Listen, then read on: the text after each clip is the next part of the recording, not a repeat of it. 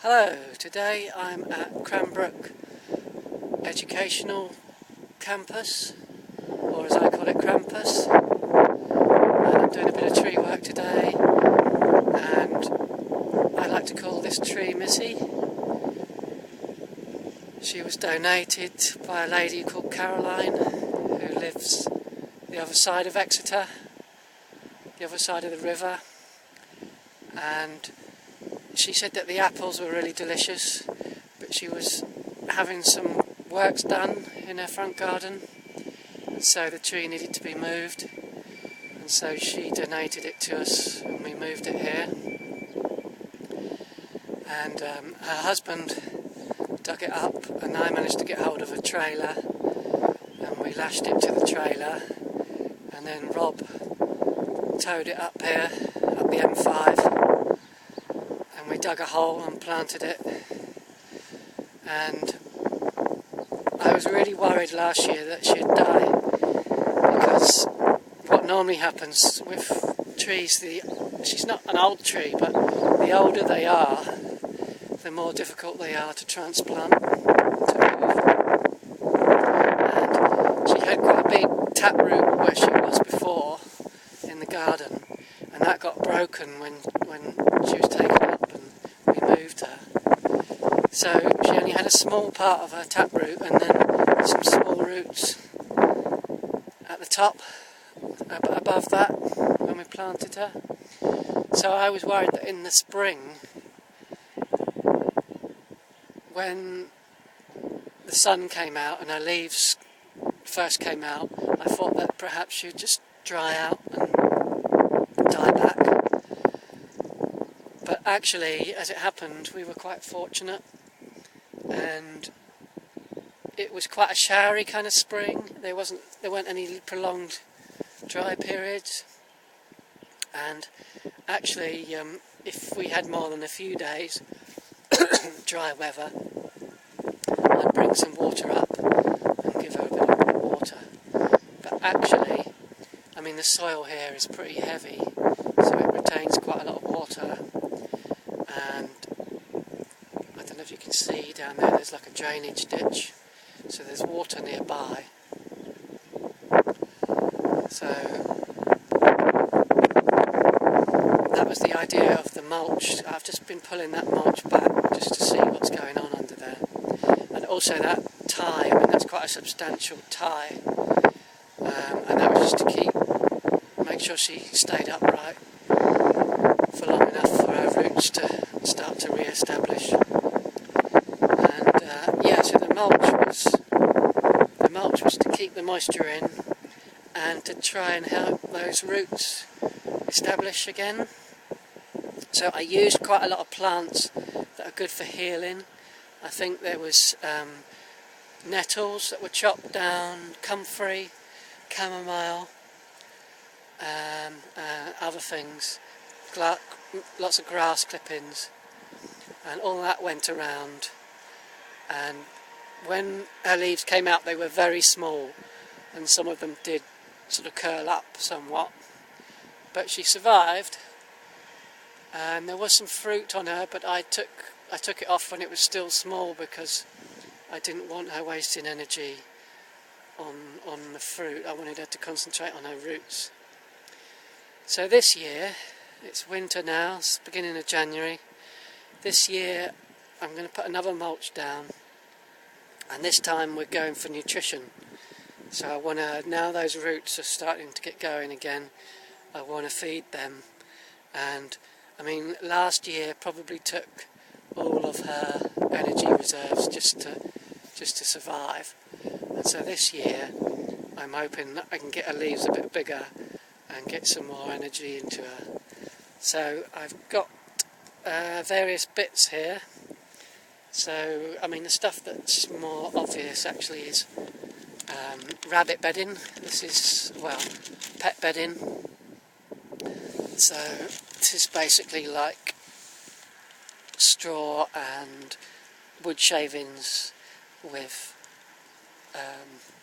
rabbit droppings in it. And that's going to help keep the moisture in, and it's going to slowly release lots of nutrients. And then in here I've got some pressed apples. So this is what the apples come like when they've come out the press.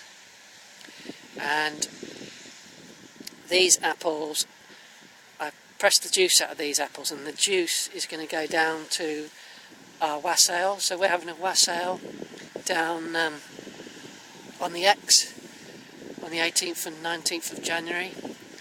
And the juice, I've bottled the juice up and I'll mull it, and we'll have a toast down there. But the remains will be up here helping this tree. And there's a little bit of straw in there as well. And then at the wassail we have cider as well, and so this is the dregs from the cider. So cider takes a bit longer. The apples for the cider were pressed back in September, and it's been fermenting away for a few months now. We're January now, and these are the dregs. So with cider making, you do something called racking off. You take the clear cider off of the dregs. These are the leftover dregs, and they're going to go on as well, and that will help all the other stuff break down, and it will give the tree more of the nutrients it needs. So, I mean, if you think about an apple tree in the wild, the apples tend to fall around it, and then of course the birds and animals and things do take some away, but a lot of them will stay underneath and rot down there and provide the tree with a lot of nutrition. So now, just talking about wassails, I've got a bit of a theory about an old tradition. So one of the practices at wassails, as well as toasting the health of the tree, that is drinking a toast to the health of the tree, and normally at a wassail there's singing and making a bit of noise. But one of the other traditions is to put some cider around. It's usually either the oldest tree or the most productive tree. And I think there's a reason for that. And so I think if you're a cider maker and you've got an orchard and you make cider, at this time of year, say January, midwinter, when you go out and prune your trees and do some of your tree maintenance, you're going to have a lot of dregs available from your cider. Now you've got to dispose of those dregs somehow. There's lots of things you could do with them. Chucking them down the drain, probably not such a great idea, because it's probably the kind of stuff that's going to block a drain. It's quite kludgy. So the obvious thing is to take the dregs up and put them around the trees. So that's the kind of thing a cider maker might do this time of year. And maybe, if my theory is correct, if you put the dregs around a tree and they help the tree to grow, maybe that tree, if you did one tree and not the others, maybe that tree would become the most productive tree. And that's where this idea comes from. And maybe you might use it around the oldest tree, because the oldest tree is perhaps not as productive anymore as it would have been, and you just want to pep it up a bit.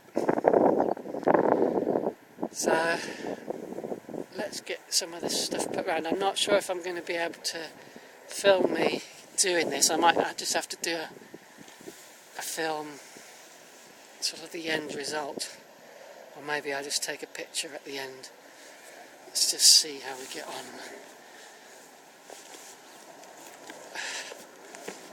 So I've put some there. Yeah, well I can perhaps, no, I think I'm going to have to leave it there, and I'll put everything round and then perhaps do an afterwards film.